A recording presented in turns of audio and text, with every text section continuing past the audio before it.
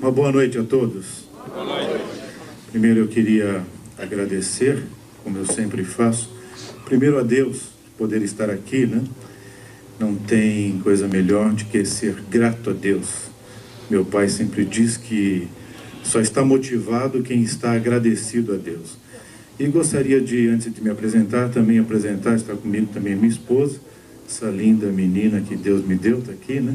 Fica em pé para que todos fiquem aí com um pouquinho de inveja, né? É a minha menina linda que Deus me deu. O que nós vamos compartilhar com vocês, alguns minutos, né? É uma pequena parte da nossa vida, do que Deus é para nós, do que Deus foi, do que Deus tem sido e do que Deus será também, do que a gente acredita, né? Então é um pequeno resumo aí da nossa vida, de uma parte de testemunho. É um pouco diferente, talvez, de todos os testemunhos que você já ouviu na Donep. Uma boa parte a gente veio por dor, né? Vem por dor e que tem problema, está quebrado financeiramente, estava envolvido com outras seitas, com demônios. A minha história é um pouquinho diferente. Não, eu nasci num lar cristão, o meu avô nasceu na Alemanha, já era evangélico, já era um homem de fé, e que acreditava nas coisas impossíveis, quando ninguém não acreditava mais, ele ainda estava dizendo, eu sei em quem eu tenho crido, o meu Deus é poderoso para fazer coisas. Eu nasci no meio desse lar, é um pouquinho diferente a história, né? Porém, quem sabe nesta noite, Deus, o Deus Todo-Poderoso, né? Que aqui está também nesta noite, Ele possa tocar seu coração com essa singela história, né? Nasci numa família simples, apesar do meu avô, ele veio pouco antes da guerra, perdeu todos os bens que ele tinha lá. Então era uma família simples, uma família relativamente quase pobre, não chegava a ser, porque ele era um homem que trabalhava e nunca deixou faltar nada para o seu lar. E, enfim, eu nasci em Santo André, eu não sou catarinense, apesar que eu moro agora nesse lindo estado aqui, né? Moro em Timbó, quem conhece, é uma cidadezinha pequena, uma delícia morar naquele lugar, para quem fugiu lá de Santo André, daquela loucura toda. Mas eu nasci em Santo André, eu sou andreense da terra, e lá formei toda a minha família. E durante todo o período, quando a gente ainda era garoto, vivendo num lar cheio de fé, meu pai sempre foi um homem de muita fé, o é até hoje, e sempre muito usado por Deus. A gente nasceu nesse lar cristão. Para vocês terem ideia, com 8 anos de idade eu já pregava o evangelho, microfone nas praças públicas. Com 8 anos eu ganhei minhas primeiras almas para Jesus. Foi muito bom, uma experiência muito agradável. Meu pai fazia um culto ao ar livre e aí eu estava encostado numa banca de jornal num domingo de uma tarde com uma garoa, aquela garoa de São Paulo, e ele virou para mim e disse assim, agora é você que vai pregar, meu filho. Eu olhei para trás, não tinha ninguém. Eu disse, sou eu, papai? Tinha 8 anos. Ele disse, é você mesmo, filho. Eu disse, mas eu sou uma criança. Ele disse, vem cá, o Senhor é contigo, você pode falar. Não tinha ninguém na rua, uma garoa, um frio, domingo à tarde, e a gente estava, eu como garoto, como criança, dizia, estão pregando para as paredes aqui, não tem ninguém neste lugar. Quando eu peguei o microfone, eu abri a Bíblia, meu pai teve que segurar o microfone, ainda não conseguia controlar os dois ao mesmo tempo, Bíblia e microfone, e abri em São Lucas capítulo 2, versículo 1, e eu recebi a primeira revelação bíblica aos 8 anos, quando diz assim, não havia lugar para ele na estalagem, ele era Jesus, que estava nascendo, e aí eu comecei a pregar.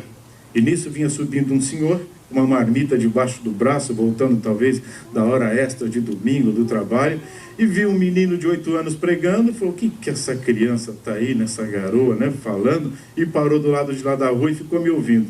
Eu disse, sabe por que não tinha lugar para Jesus nascer na estalagem? Porque ele não veio para nascer e nem morar em estalagem, ele veio para nascer e morar no seu coração, na sua vida, no seu lar, na sua família. Isso, uma criança de 8 anos. Não era eu, já era uma revelação do Espírito Santo que a gente estava tendo ali. E aí, meu pai disse assim, pôs a mão no meu ombro e disse, faz o apelo, filho. Eu disse, mas pai, e aí, tá bom. quantos de vocês querem? Isso tinha um. Querem se entregar para Jesus. E aí o homem disse assim: menino, esse Jesus que você está falando eu quero. Eu não posso mais ficar sem ele. O que eu tenho que fazer? E veio em minha direção. E eu olhando para o meu pai com medo. E agora, pai? Diz, manda ele se ajoelhar. No meio da calçada, se ajoelhou. E meu pai pegou a minha mão. Eu nunca vou esquecer dessa cena. Toca a minha alma. Pegou a minha mão e colocou sobre a cabeça dele. E eu não conseguia nem orar. Comecei a chorar, uma criança. E aí quando veio as palavras, disse: Jesus, abençoa este homem e dá uma paz que ele nunca sentiu na sua alma. Foi isso que eu disse. Ele começou a chorar também, ficou em pé e disse assim: você pode agora falar desse mesmo Jesus, menino, para minha esposa e para os meus filhos? E nós fomos para lá, a esposa se converteu, os filhos também, e hoje é uma grande igreja. Começou na casa dele, naquele bairro, chama Jardim Estela, em Santo André, uma grande igreja. Então a gente começou assim. E aí tínhamos um monte de sonhos, Deus foi abençoando os sonhos. Quando eu tinha 15 anos, eu trabalhava numa empresa alemã chamada Hermann Jackson, que fazia modelos de fundição. E Deus, pelo seu grande amor, sempre foi comigo, e eu só tenho que agradecê-lo. A glória toda dele, eu transfiro toda para ele, porque ele merece toda essa glória. E ele abençoava em tudo que eu punha a mão. Eu comecei a trabalhar com a pintura, aprendiz de modelador de pintura. E aí os modelos, todo mundo dizia: olha, está muito melhor agora que você está trabalhando. Eu era um garoto de 15 anos, mas Deus abençoava. E aí tinha problema nas máquinas, disse: ó, põe esse menino aí, porque tudo que ele põe a mão dá certo, e põe ele para consertar as máquinas. Bom, para vocês terem ideia, as máquinas, enquanto eu era o responsável em consertar a máquina, elas não quebravam mais, para vocês terem ideia. E Deus foi sempre nos abençoando. E um dia eu estava nessa empresa, já há quase um ano, meu pai disse assim: olha, Deus falou comigo, é nessa família que eu vivi, e no meio desta família que eu cresci. Deus falou comigo. E tem muita gente que não acredita que Deus fala, mas Ele fala, por isso que você está aqui nessa noite, senão você nem viria aqui. E aí ele disse: e você vai trabalhar numa outra empresa, e nessa outra empresa você vai ter uma grande oportunidade, e lá vai ser a porta que Deus tem aberto para você. Eu disse: mas pai, está tão bom aqui, já estão me promovendo, eu já estava começando a aprender um curso de desenho. Ele disse: terminou teu tempo, vai lá e diz para o dono da empresa. E eu cheguei e disse: olha, muito obrigado, foi uma maravilha trabalhar com o senhor, mas meu pai disse que tem um outro lugar para mim. Ele disse: eu quero falar com teu pai, porque eu estou investindo em você. Eu disse: olha, não adianta, o meu pai, quando o nosso Deus fala com ele, não tem quem faça ele mudar. Ele disse: então vou fazer o quê? E saí. No outro dia de manhã, meu pai tinha uma Kombi, ele era chamado de o homem da Kombi vermelha, era uma Kombi vermelha, e aí colocou eu na Kombi e fomos lá para Diadema. Quem conhece Diadema, tem muitas empresas lá, e quando paramos em frente, eu posso citar o nome da empresa, porque trabalhei muitos anos lá, lá foi a porta que Deus abriu. Quando eu cheguei em frente à empresa Prensa Schuller, meu pai parou a Kombi e disse assim: é nesta empresa que você vai trabalhar, porque Deus me falou. Olhei a placa, disse: tinha vagas, uma placa enorme, mais alto que esse teto, que é escrito bem grande assim: não há vagas. Um adolescente, 15 anos para 16, fui com a cabeça abaixo em direção. Meu pai só disse assim: eu vou ficar aqui orando, você vai lá e diz para o homem que você vai trabalhar aqui nessa empresa. Aí bati lá na portaria, o guarda veio me atender e disse: olha, meu pai falou que tem um trabalho para mim aqui nessa empresa. Ele disse: avisa o teu pai que ele deve estar com algum problema com óculos, porque olha a placa lá, não tem vaga aqui nesse lugar. Eu disse: tá bom, o senhor me desculpa. Voltei para a Kombi e disse: pai, não tem vaga nenhuma nesse lugar. Talvez seja outro lugar que Deus falou, porque aqui não tem vaga. Ele disse: vem cá, meu filho. Sentei do lado dele na Kombi, ele encostou a porta, pegou a minha cabeça e pôs a minha cabeça no ombro dele, no peito, perdão. E disse assim: Jesus, tu falaste comigo e me mostrou que é este lugar que tu tem para o meu filho. Então, mais uma vez, para a tua glória, prova o teu amor, Pai. Disse assim: volta lá, filho. Se coloca no lugar do adolescente de novo. Vai com a cabeça baixa, dizendo: meu pai realmente está, enfim, está ficando velho, alguma coisa. Quando antes de chegar, o guarda já dirigiu a mim e disse assim: olha, é o seguinte, menino, talvez o teu pai sabe de alguma coisa que eu não sabia, e eu liguei lá em cima e disseram que é para você subir. Eu disse: ah, meu Deus. Tem alguém aqui que ainda não acredita que oração funciona? Se a oração for dirigida a um Deus que é vivo, que ressuscitou ao terceiro dia, que mandou o seu Espírito para estar conosco, então passe a acreditar, porque Ele ouve, Ele tem prazer em ouvir os que são seus. E aí subi lá, preenchi a ficha, me colocaram na sala do gerente da contabilidade. Ele também me permite citar o nome dele, ele é um cristão, eu não sabia, só fiquei sabendo depois. O senhor Walter Matchulati, é um catarino aqui, encontrei ele em Blumenau tantos anos depois, isso aconteceu em 69, tantos anos depois, encontrei ele aqui em Blumenau, foi uma alegria. Contando esse testemunho, ele levantou a mão e disse assim: sou eu, Walter Matchulati, eu que estava lá, Deus usou ele. Aí eu sentei e fiquei esperando. Daqui a pouco chegou ele, e no lugar onde dizia religião, eu escrevi assim: evangélico. E embaixo eu escrevi assim: amo a Jesus Cristo. Bem assim. Aí ele pegou, não deu tempo dele ver a ficha, era muita informação, ele só leu aquele quadrinho. E levantou os olhos e disse assim para mim: me diz uma coisa, você realmente ama Jesus Cristo? E eu disse assim para ele: se eu não amasse a Cristo, eu não estaria aqui hoje, porque foi Ele que me mandou.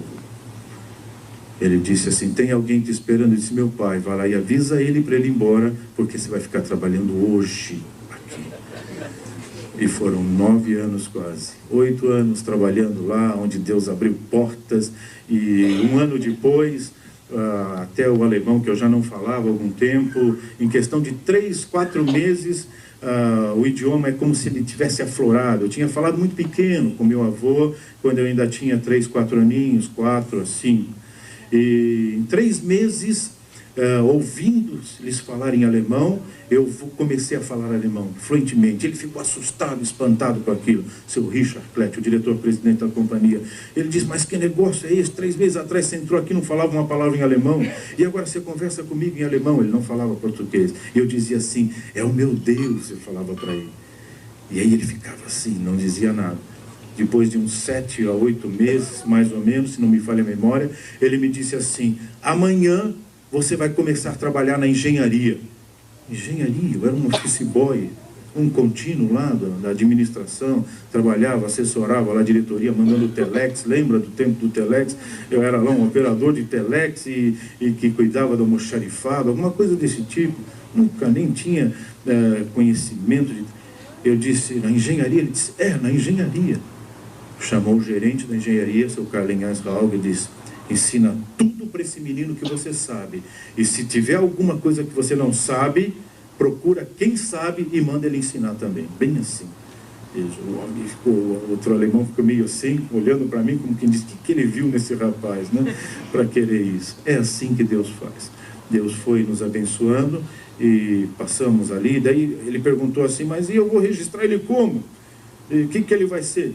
Ele vai ser projetista mecânico, pode escrever aí. Eu não era projetista de nada, veja, nem tinha estudado nada para isso. Aí naquele dia, a partir daquela segunda-feira, eu comecei como projetista mecânico, sem ser projetista de nada. Deus faz coisas que você nunca vai entender. Quando Ele quer abençoar alguém, não há inferno que possa impedir. Entenda isso. Eu experimentei e experimento isso em toda a minha vida. E Deus ali nos abençoou. Depois tivemos oportunidade em outras companhias, até que, depois de algum tempo, eu trabalhei numa companhia ligado à especialização de hidráulica e pneumático, onde me tornei, naquela época, um dos maiores especialistas da América Latina e reconhecido também em outros países, na área de hidráulica pneumática. E foi uma coisa também muito interessante, porque naquela época no país não havia nem livros de hidráulica e pneumática em português. E tinha só em alemão, em inglês, em francês, em espanhol, mas não tinha em português. E tudo que era problema dentro da empresa, que se tratava de hidráulica e pneumática, eles diziam assim: manda lá para o crente. O crente era eu, lá na engenharia. O projetista que não era projetista, era eu. E aí eu fui estudando, fui comendo aquilo. No final, nenhuma prensa era projetada, não se iniciava o projeto, enquanto não passava na minha mão. Diz, primeiro tem que passar lá na mão do Daniel, ele tem que refazer todos os cálculos que vinham da Alemanha.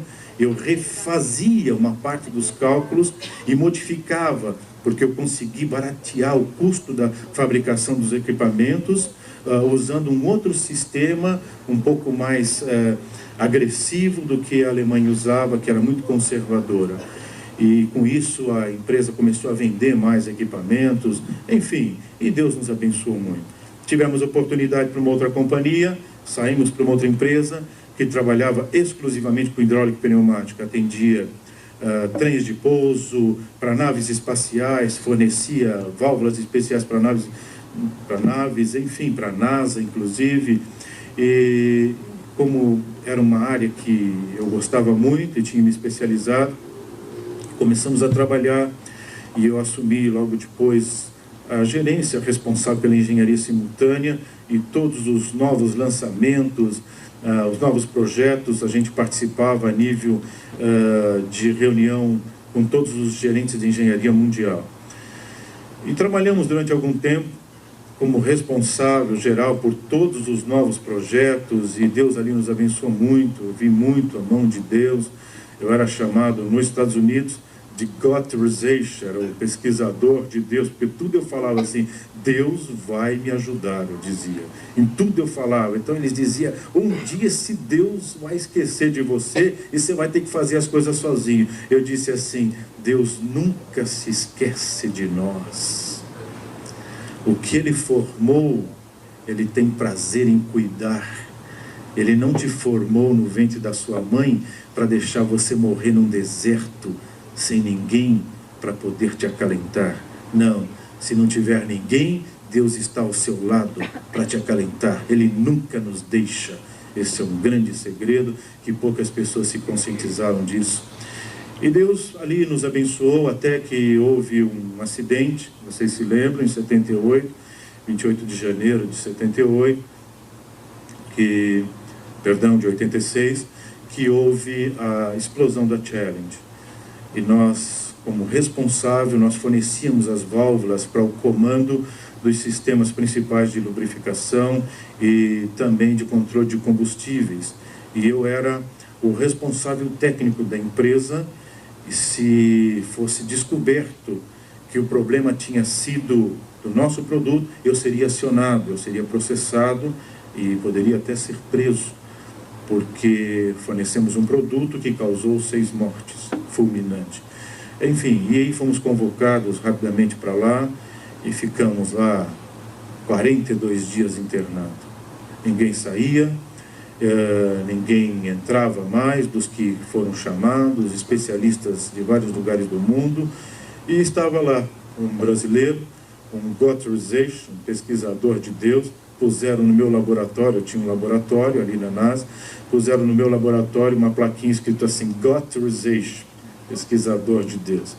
No segundo dia que eu estava na casa, o diretor maior da casa, que está lá até hoje, um ateu, confesso, dizia ser ateu, não acredito, eu sou um físico nuclear e para mim não existe Deus, existe o que eu posso ver, o que eu posso tocar e o que eu posso criar, assim ele dizia.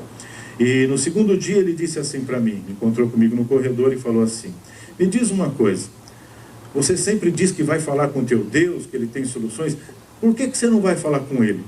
Quem sabe ele te ouve e até te dá uma solução para esse problema. Não havia mais solução. Deixa eu só explicar rapidamente, isso eu posso explicar. Existem algumas coisas que eu não posso falar, mas o que eu vou dizer é o que eu posso falar. Havia sido feita uma alteração de velocidade de empuxo nas turbinas. Nas naves anteriores a essa da explosão, a velocidade de empuxo chegava no máximo a 32, muito 28 mil quilômetros por hora.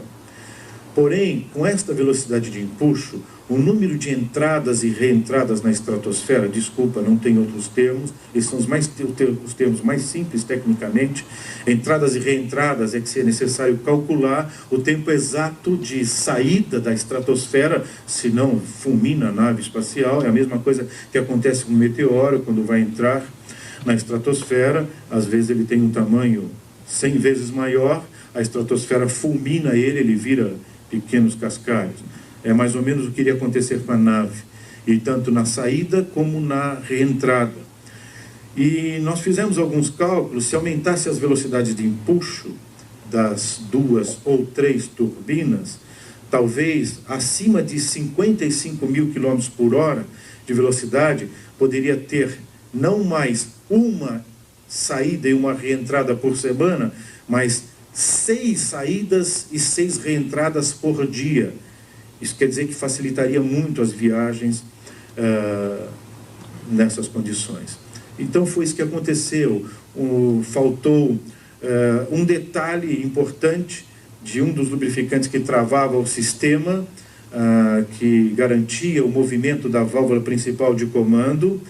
E quando se aumentou a velocidade, houve uma mudança na energia cinética e na energia dinâmica de todo o sistema, que foi um pequeno detalhe que não se levaram em consideração, e ela travou a válvula do comando aberta e uniu os dois combustíveis, o sólido e o gasoso, e ele explodiu. Eles não conseguiram acionar porque houve uma quebra do grão do lubrificante e a válvula travou.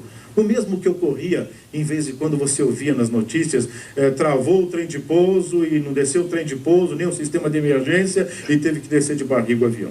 Lembra? Antes de 86, era comum, em vez de quando você ouvia isso, somente nos aviões pequenos. Depois de 86, você nunca mais ouviu isso. Por quê? Eu vou te dizer. E aí, o que aconteceu? Estávamos lá já quase 42 dias, e vai para o laboratório, e testa, e faz testes, e nada, não havia solução para a modificação desse sistema. Quando foi já quase com 42 dias que estávamos lá, eu encontrei novamente esse ateu. Antigamente eu citava o nome dele, eu não posso mais, e ele disse assim para mim, não porque ele não permite, é que o sistema de segurança é que não permite. E o que aconteceu? Ele pegou e me disse assim no corredor, e aí, cadê o teu Deus? Será que ele não foi viajar? Quem sabe ele está passeando, não pode te ouvir? E zombou de mim ali, zombou de Deus. Naquela hora, eu vou dizer para vocês o que eu senti. Os meus dedos dentro do sapato, eles começaram a aquecer, esquentar. E eu ouvindo ele, eu olhava para o meu pé como querendo ver os meus dedos, porque eu não sentia mais eles dentro do sapato. Eles foram esquentando, foram aquecendo, e aquele calor foi subindo na minha perna, como se quisesse me queimar todo o meu corpo. E aí eu perdi o controle da boca, da língua, e eu disse assim para ele, hoje ainda você vai glorificar o meu Deus, porque ele vai me dar a solução. Ele disse assim para mim, se o teu Deus fizer isso, é sinal que ele fala com você, então é sinal que ele é vivo. Eu sou o primeiro a glorificar então o teu Deus, porque então ele merece. Ele disse. Ninguém tinha solução. Tinha aproximadamente na casa de todas as áreas, de vários lugares do país, do mundo, desculpa, mais de 380 experts em diferentes áreas. E não havia solução. Eu voltei para o laboratório, eu disse, meu Deus, o que eu falei para esse homem? Eu não tenho solução nenhuma. E agora, Pai? O Espírito Santo me acalmou, eu senti uma paz, essa mesma que o irmão Rangel disse, que aquele empresário lá na Índia sentiu. Eu senti uma paz, uma calma que entrou na minha alma. Voltei para o meu quarto, que era do lado do laboratório, ajoelhei e comecei a orar. Disse, Deus, eu não tenho outro lugar para buscar solução a não ser em Ti, porque eu não tenho essa solução. Se não vier do céu, eu não tenho outro lugar. Eu estava com a Bíblia aberta, ela estava lá em Êxodo 30, 22, e lá tem algumas fórmulas que Deus deu para o perfumista e para o sacerdote, que fazia o incenso, que após a liturgia do culto na época era aspergido. E o Espírito de Deus tocou em meu coração. Quando eu abri os olhos da oração, eu vi todas aquelas especiarias e tal. E aí eu senti a direção de Deus. Ali estava a solução. Voltei para o laboratório e disse assim: eu já tenho a solução. Este dito ateu disse assim: só se Deus falou com você, só se você buscou no céu, porque ninguém tem nada até agora. Eu disse: é de lá mesmo que veio, é do céu, se você quer saber. Ele disse: então vamos ver.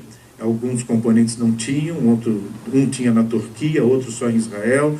Os caças foram rapidamente lá, buscaram, em questão de horas já estavam de volta. Montamos no laboratório, havia um osciloscópio que podia medir qualquer alteração de energia cinética e simulava a velocidade até 150 mil km por hora, para ver quais eram as alterações de energia que ocorriam em todo o sistema. Montamos lá todo o sistema e aí eu peguei 2 gotas de betume. Sabem o que é betume? É o óleo grosso, petróleo bruto antes de ser tratado. Peguei 2 gotas, coloquei, eles ficaram todo mundo olhando para mim: o que você vai fazer? Eu falei assim: fique em paz. Da onde vem a fórmula, ele sabe o que faz, eu disse. Eu estava em paz, eu lhes confesso, não sabia, veja, como homem, se aquilo ia dar certo. Mas como servo de Deus, eu tinha convicção que o que Deus faz, Ele não brinca com seus filhos. Tinha convicção. E aí montamos e começou a testar. Chegou a 38 mil. Este homem, dito ateu, já andava de um lado para outro. O osciloscópio, ele é enorme, ele tem quase 1,80 m de diâmetro. Você vê de longe. E não havia a menor alteração do grão, não se quebrava o grão. Chegou a 45 mil, nenhuma alteração. O melhor que existia anterior, quando era 28, ele já quebrava o grão e travava todo o sistema. Já estava a 55 e nada tinha acontecido. E ele já andando rápido de um lado para outro, e batia no meu ombro e dizia assim: mas que negócio é esse? Como é que é isso aí? De onde você foi buscar? E que Deus é esse? Como que é isto? E começou já, e me sacudia o meu ombro, como se queria tirar de dentro de mim o que é que eu tinha feito, de onde eu tinha tirado aquilo. E eu glorificando a Deus, ainda calmo, glorificando, agradecendo a Deus, e o osciloscópio foi subindo, 85 mil quilômetros por hora, não acontecia nada, e se provou ao contrário. Quanto maior era a diferença de energia, quanto maior era a carga de pressão sobre o sistema, menor era o atrito, e melhor era a capacidade do grão para se submeter àquela situação. Era o contrário às leis da física, contrário ao que tudo se sabia até aquela época sobre aquele tipo de grão. Era o contrário, o oposto. E aí chegou, o equipamento só chega até 150 mil, quando já estava 140, parecia que a parede todinha ia arrancar, porque é um barulho ensurdecedor, insuportável, e nada havia acontecido. A performance era melhor. Quanto maior era a velocidade, maior era a carga e as diferenças de energia.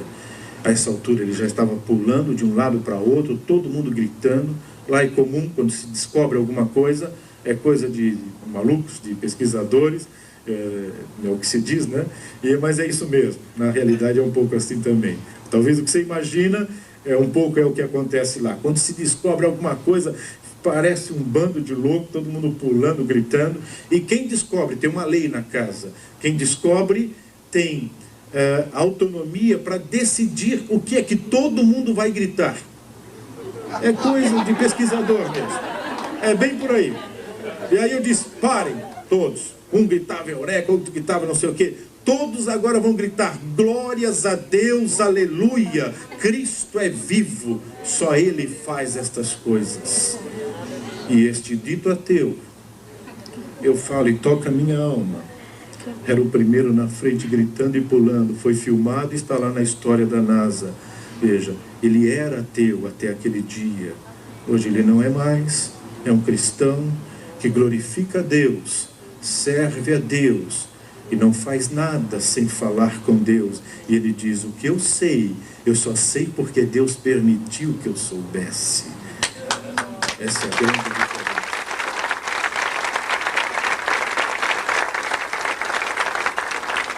Transfiro todas essas palmas para o meu Jesus. Ele merece todas elas. E aí assim foi, essa foi uma experiência na casa. Depois tivemos oportunidade para trabalhar ainda nesta companhia. Ele era ligado ao armamento bélico e, contrário à minha vontade, eu fui trabalhar com armamento bélico. E como a gente sempre foi muito agressivo em pesquisa, em buscar novas coisas, eu soube que no ramo bélico havia um grande problema para as metralhadoras dos caças. Uma metralhadora no caça, a melhor metralhadora que havia na época, se travasse um cartucho ou não se deflagrasse, ele tinha capacidade só para tirar um ou no máximo 2 cartuchos não deflagrados. Então ele podia às vezes imobilizar ou perder por completo uma metralhadora debaixo da asa se 1 ou 2 cartuchos tivesse esse problema. E era muito comum por causa da diferença de temperatura, dependendo da altura de voo do caça ou a região onde ele estava. Então era um problema gravíssimo aí a nível de armamento bélico. E eu fui trabalhando, pegando algumas metralhadoras antigas, uma metralhadora inglesa que havia desenvolvido nesta empresa onde eu trabalhava, e acabamos fazendo uma das metralhadoras reconhecida pelo sistema todinho de segurança, reconhecido como a metralhadora mais mortal do mundo. Era calibre 52, ela dava 950 tiros por minuto. E ela não existia a possibilidade de travamento, porque foi criado um sistema anti-travamento de altíssima pressão, com liga de carbono muito leve, para não pesar muito no aparelho, que nós conseguimos colocar dentro desse tanque, um pequeno tanque, só que é debaixo da asa, 8.450 bar de pressão. Desculpem quem não é da área, não tem outro termo, é kgf por centímetro quadrado, mas é pressão, a sua mente não consegue imaginar, a verdade é essa, é muita pressão. Então, nem dentro do centro da bomba atômica não tem tanta pressão assim. No centro de uma bomba atômica, a pressão máxima de expansão de átomos que ela gera é em torno de mais ou menos 2.800 bar kgf por centímetro quadrado. E no centro, e dentro de um tanque desse, chegava a quase 8.000 bar. E então, era indefinido. Você podia, se cartucho não deflagrasse, ela explodia os cartuchos para fora, e nunca a metralhadora. E a altíssima precisão, era com mira laser, um sistema controlado por uma centralina que nós desenvolvemos com uma equipe. E quando nós fomos fazer o primeiro teste, se fez um muro muito grande, uma parede muito grande, alta, de concreto e com várias linhas, vários riscos, e o armamento ele é medido pela precisão de tiro, não só pela capacidade de destruição, mas pela precisão de tiro. Nós ficamos na casa-mata, guardados, e pelo rádio dissemos para o caça descer, arremeter, e aí, quando ele desceu, ao contrário, quando ele desceu, ele acionou a metralhadora a uma distância de 1.600 metros, um pouquinho mais do que 1,5 km. E aí, toda aquela poeira, não dava para ver direito o que tinha acontecido, demos rádio, disse, não desce novamente, nós vamos lá checar o que aconteceu. Saí correndo na frente de todos, eu estava muito curioso para ver o que tinha acontecido, e eu cheguei na frente dos oficiais, e quando eu cheguei no muro, e aquele pó estava cedendo, o muro tinha sido cortado, é concreto com ferro de 3/8, ele tinha de 70 milímetros de espessura, 70 centímetros de espessura, ele tinha sido cortado como você corta uma faca, usando uma faca, um queijo. Com precisão, com erro de 2/10 a 1.600 metros. Nunca se tinha visto nada igual. Só que quando eu apoiei no muro, que eu cheguei lá, eu perdi a força nas pernas e eu fui cedendo, eu fui caindo, eu não tinha mais força, eu fui tentando segurar no muro, até que quando eles chegaram, os oficiais, eu estava deitado no chão. Eu não tinha mais força nas pernas, eu via o que todo, eu ouvia e via todas as pessoas, ouvia o que eles falavam, mas eu não conseguia falar com ninguém. Sabia tudo que estava acontecendo ao meu redor, mas eu não tinha mais força nenhuma no corpo. Eu perdi completamente as forças.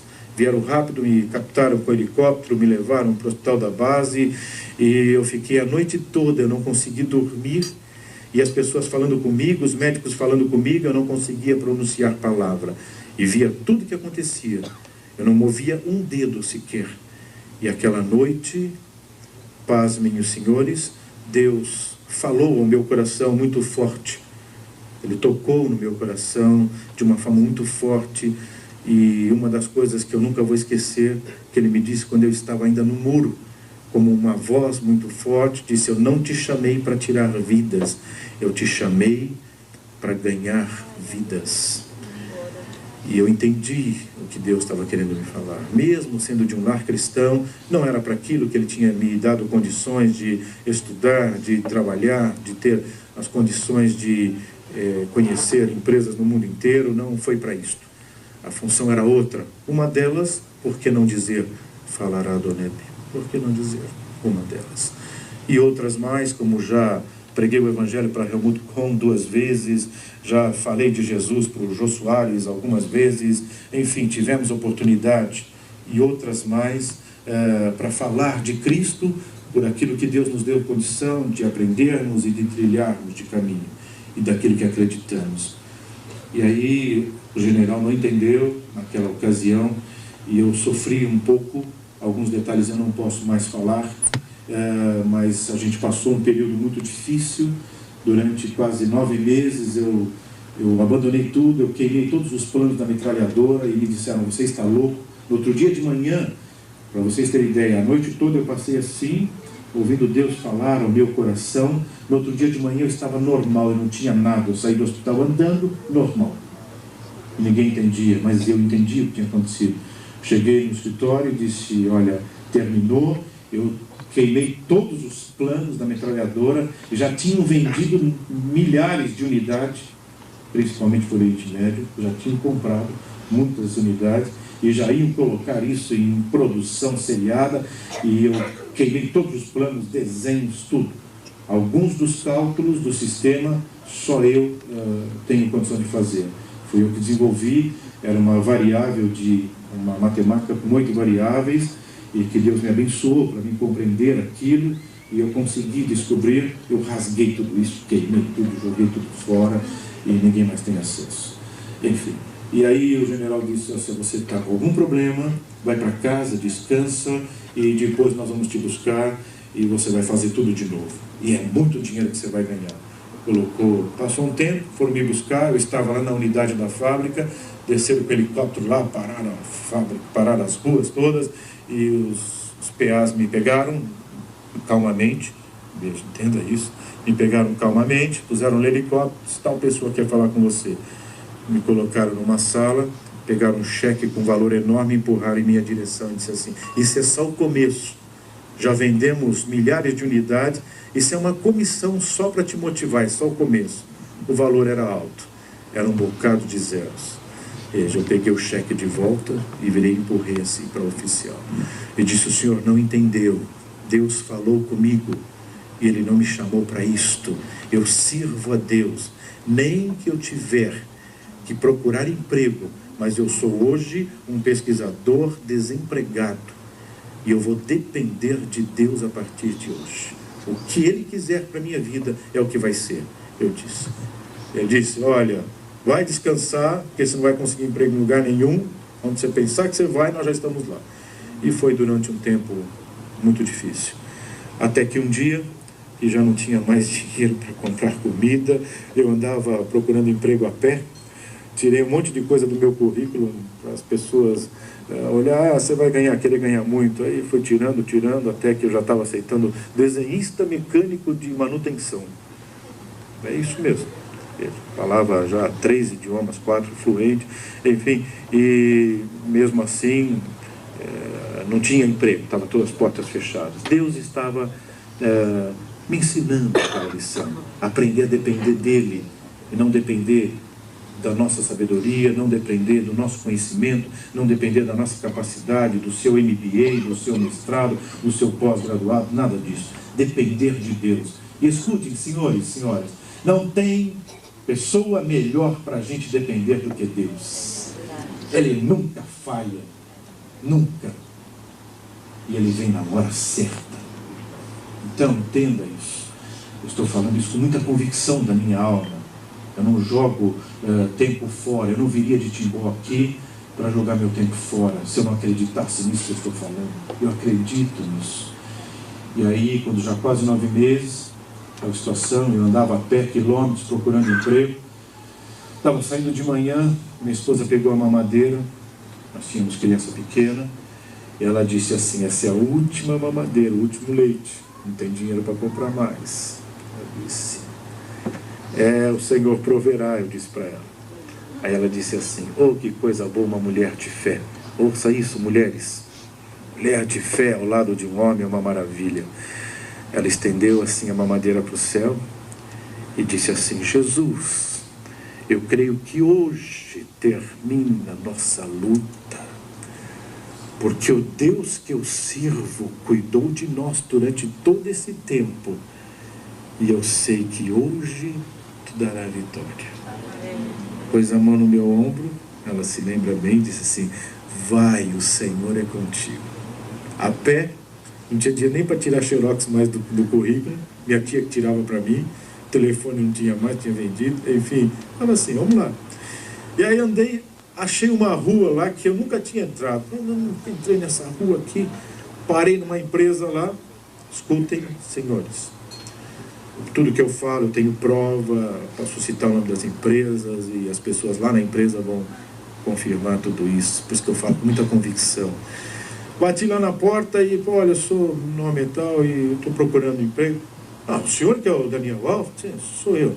Mas estão te esperando. Aí eu disse: bom, deve ter algum problema, eu deixo ele me levar lá para dentro. Lá dentro eu explico, já estou lá dentro mesmo. Eu disse: lá eu explico. Não, a secretária do diretor-presidente já está te esperando, e o diretor, e sabia que o senhor ia vir e está todo mundo te esperando. Tá bom. Veio a secretária do diretor, nem sabia se eu falava alemão ou não, já veio falando alemão no corredor, e tal, que bom que o senhor veio, ele já está lhe esperando, ele já está lhe esperando. Até agora eu não sabia quem era, eu só sei que era o diretor-presidente da companhia. Me pôs numa sala muito grande lá, sentamos na sala, e ele disse assim, se apresentou. E aí eu disse: pô, agora eu vou ter que explicar para este homem o que aconteceu, e que eu não sou quem ele está esperando, deve ser algum outro Daniel Alfa, porque... Aí eu disse: olha, eu quero lhe explicar uma coisa, senhor. Eu nunca mandei currículo para a sua empresa, e eu não sei do que se trata, não sei o que está acontecendo, mas eu acho que eu não sou a pessoa que vocês esperavam, mas eu aproveitei a oportunidade para dizer para o senhor que eu estou procurando serviço. Ele falou, abriu a gaveta, tirou o meu currículo. Mas esse currículo não é seu? Eu disse: sim, é meu currículo. Mas não fui eu quem mandei. Ele disse: não, esse currículo não está aqui há 9 meses. Fazia 9 meses quase que eu estava desempregado. Há 9 meses, uma pessoa que é da sua igreja, você entregou para ele, ele veio e trouxe para mim aqui. Mas há 9 meses atrás eu não tinha colocação para o senhor. Eu disse: eu vou guardar, porque eu gostei desse currículo, e quando eu precisar eu vou chamar ele. Falou: e foi essa semana que nós precisamos. E eu mandei ele lhe avisar, mas naquele domingo eu não fui na igreja. Veja, eu não fui, porque Deus queria me mostrar isso, que Ele cuida. Ele estava querendo me mostrar: valeu a pena, meu filho, depender de mim. Para de depender de você e começa a depender de mim. Era isso que Deus estava querendo me ensinar. E eu tinha que aprender. E eu fui exatamente na empresa, ninguém tinha me avisado, e como se Deus falasse: aqui, meu filho, vai lá, é aqui o lugar que está lá. E nós estávamos esperando o senhor: vamos fazer o seguinte... eu quero tanto o seu trabalho aqui na companhia, e pelo que já falaram, que o senhor tem condição de fazer, que nós vamos fazer o seguinte: eu vou pagar um salário já de mês adiantado para o senhor. Já viram isso? É isso mesmo. Esse é o Deus que eu sirvo, e que te ama, que te trouxe aqui nessa noite. Veja, não fui eu que fui lá falar para o homem que eu não tinha dinheiro nem para comprar leite para outro dia. Não fui eu. Mas o meu Deus cuida dos detalhes da nossa vida. Eu sou testemunha disso. E aí a minha esposa, eu liguei para minha esposa, ela não deu nem tempo de eu falar. Ela só disse assim: já está empregado, não é, meu filho? Eu disse: é isso mesmo. Oh, mulher de fé, que maravilha. É isso. Eu disse: já estou assim e já tenho um salário adiantado já. Quando eu sair fora da fábrica, sair glorificando a Deus, não tenho vergonha não. Sair glorificando a Deus pela calçada, quem me visse, esse vai um maluco aí. Veja, sou sim, sou um maluco grato a Deus, que vale a pena depender dele, servir esse Deus. E ali Deus abriu muitas portas, e depois montamos um escritório nosso de consultoria, e fomos trabalhando com consultoria em empresas, pegando massas falidas. É isso mesmo. Deus me chamou para pegar massas falidas. As empresas, e eu tinha muito cliente, e tenho até hoje. Veja, só que hoje eu não trabalho mais com isso, hoje eu trabalho com uma única empresa, full time, então não adianta vir procurar meu serviço. Já passamos por esse trabalho, mas se quiser ouvir de um Jesus que tira a massa falida, eu ainda conheço muito bem esse Jesus. Veja, e aí Deus nos levou a muitas experiências, uma grande empresa química, havia demônios naquela empresa, não tenho receio de falar isso. Eles terminavam de montar, de colocar, de vazar o líquido nas garrafas, quando a empilhadeira vinha para levantar com pallet, tudo amarrado, travado, as cordas estouravam e caía tudo antes de colocar no caminhão. Quando conseguiam colocar no caminhão, o caminhão batia, ou então vazava tudo no meio do caminho, chegava lá, não conseguia entregar a mercadoria, e a empresa cada vez mais afundando. E aí um dia, um desses empresários, dono dessa empresa, me viu eu falar num jantar que nem esse, similar a esse, lá em Jundiaí, São Paulo. E quando terminou o jantar, ele disse assim: por acaso você iria na minha empresa fazer uma consultoria? Ele queria uma consultoria, imaginou que eu ia lá na empresa fazer uma consultoria técnico-comercial, administrativa, enfim. E aí quando ele me falou, eu senti no meu coração que o problema da empresa dele não era nada disto. O problema era demônios. E depois ele me contou: olha, eu tenho uma tia que é sócia e ela é macumbeira e ela vai lá e asperge sangue de galinha nos muros da empresa para poder ela prosperar. E depois disso que ela começou a fazer, a empresa começou a afundar. E não tem mais quem tira ela do buraco. Eu disse: tem sim, senhor. Disse: nós vamos fazer o seguinte, eu vou falar com meu Deus e nós vamos lá orar pela empresa. Eu disse: mas o senhor vai orar e a empresa então vai virar uma igreja? Eu disse: não é nada disso. A empresa vai continuar sendo empresa. A única coisa é que os demônios que estão lá vão bater em retirada. E o Senhor vai entrar naquele lugar. E aí, passou uma semana, 2 semanas, marcamos, eu prestava consultoria numa empresa em Campinas. Quem conhece Campinas, tem aquela avenida grande que sai de Campinas para Anhanguera, saí no trevo de Anhanguera. Estava saindo às 2h, meio-dia mais ou menos, daquela empresa em Campinas, para ir para Jundiaí, nesta outra grande empresa química, aonde eu ia lá para orar. Mandei reunir todos os funcionários, reunir os fornecedores, enfim, os diretores, toda a companhia, eu ia orar por todos eles. Quando eu estou saindo da avenida de Campinas, um carro, ali é totalmente dividido, tem poste, tem as árvores no meio da pista, que separa, um carro voou da outra pista contrária, entre o poste e a árvore. Eu estava com uma Fiorino da empresa, e bateu na lateral da Fiorino. Durante alguns minutos dali, alguns segundos do acidente, eu não tinha ideia nem de onde o carro tinha vindo, para vocês terem ideia. Estava devagar, na minha mão, subindo tranquilo, ali é cheio de radar, e não dá para andar mais do que 60, tranquilo, subindo, orando, dizendo: Deus, abençoa lá essa reunião que nós vamos lá fazer, põe a tua mão. Estava orando. E veio aquele carro e arrebentou, pegou a porta, fez um V em cima da minha perna, bem aqui na lateral. Eu fui jogado um pouco quase para o outro lado, o banco passageiro. Ele não foi suficiente, ele voou por cima do meu carro e caiu em cima do motor. E ainda bateu e ainda foi um pouco mais à frente. Eu nem deu tempo de frear, não deu tempo de fazer nada. Eu não sabia nem o que estava acontecendo até então. E do jeito que foi, ainda bati no carro lá.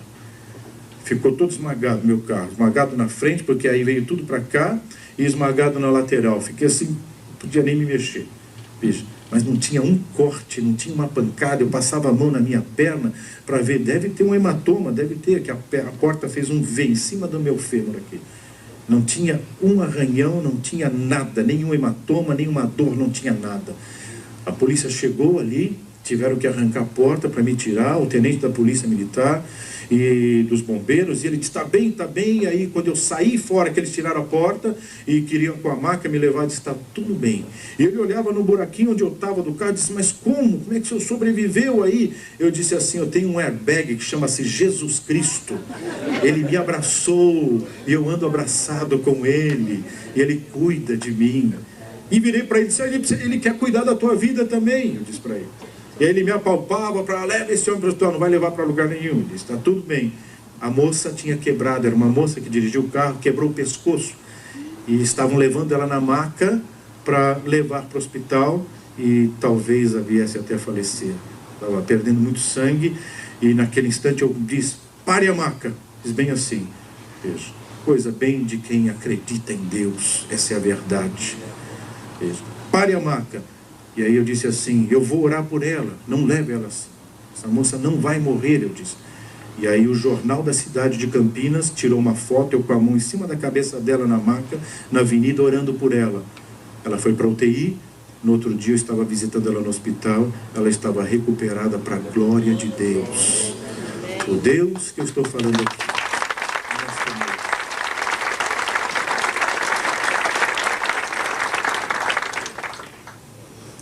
É esse Deus que nós viemos lhe falar, de um Deus que faz, de um Deus que acontece, mas quando nós permitimos. Poderíamos ainda contar muitas coisas. Voo 402 da TAM, eu era um dos passageiros, era um dos. Mas como é que você está aqui? Morreu todo mundo? Veja, é que de novo eu tenho um Jesus que eu ando abraçado com ele anda abraçado comigo, e é tão bom andar com ele, não importa que o inimigo queira. Tem pessoas preocupadas com inveja, com ciúmes, pessoas preocupadas que o casamento não vai dar certo, que a empresa não vai dar certo. É em nome de Jesus. Muda a tua convicção. É que a tua convicção está no teu MBA, no teu carro, no teu conhecimento. Está na hora de ter convicção em Deus. Aí sim você vai descansar em paz. E vai ver que o teu casamento dá certo, o teu negócio dá certo, as tuas coisas dão certo. Com Deus. Sem Ele é sazonal, assim, altos e baixos. Um mês bem, outro não, é assim.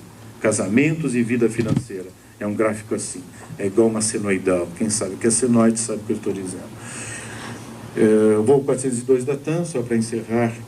Eu representava um fabricante de máquinas a laser na América Latina.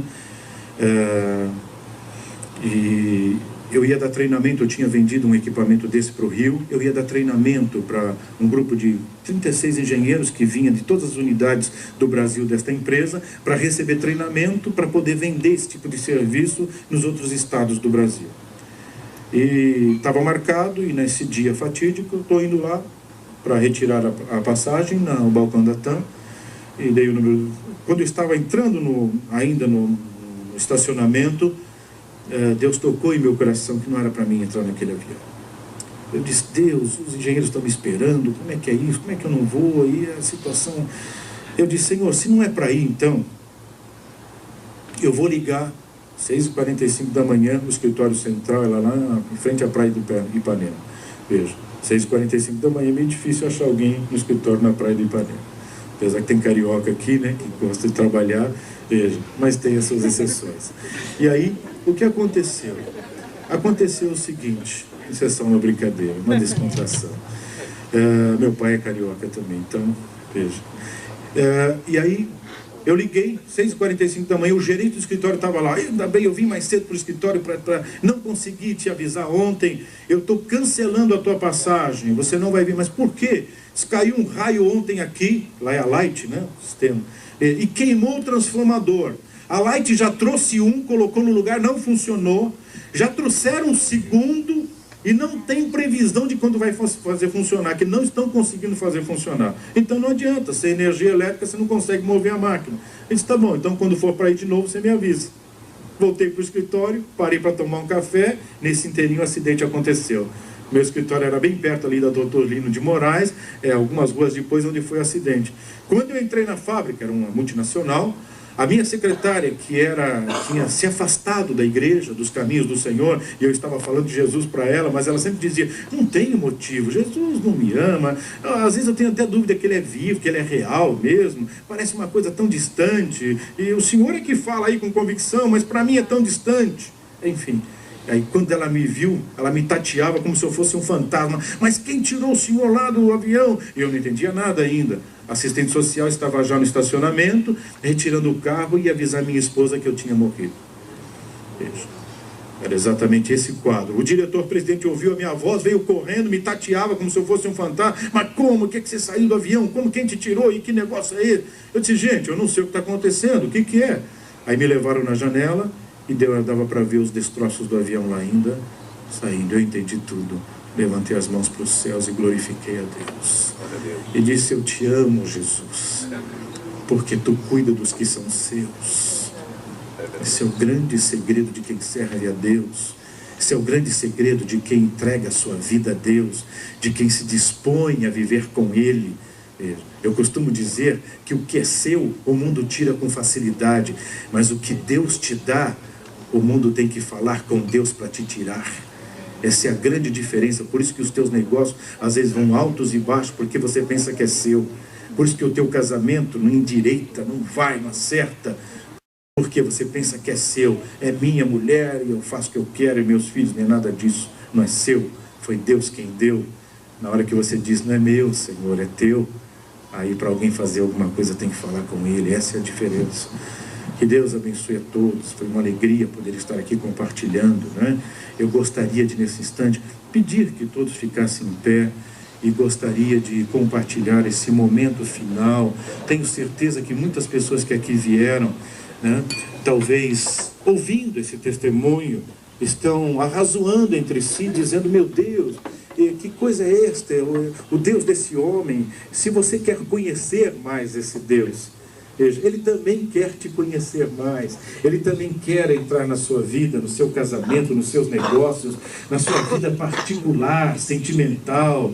Ele quer sarar as feridas, Ele quer curar a depressão. Eu tenho visto Deus fazer isso em trabalhos da Donete constantemente. Pessoas deprimidas. Hoje tem um batalhão de pessoas deprimidas. Para onde você vai? Esposas deprimidas, maridos deprimidos, enfim, filhos deprimidos. Que coisa tremenda!